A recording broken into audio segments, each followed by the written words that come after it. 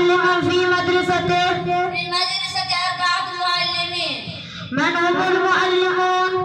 من معلمنا مدير الجامعة الشيخ محمد إلياس ولي ساسولي، والشيخ عبيد الله العالي، والشيخ عبد الرحمن اللطيف، والقارئ المقرئ ثناء الله الزهري. كيف التعليم في مدرستكم؟ التعليم في مدرستنا راعي والمعلمون يبذلون جهودا كبيرة. ما لا تتعلمون غير الدراسة؟ نتعلم غير الدراسة الخط والخطابات والمحاولة والمناقشة. هل تلعبون أيضا؟ نعم، نلعب كرة القدم للتمارين الجسمانية. هل هناك ضرب في مدرستكم؟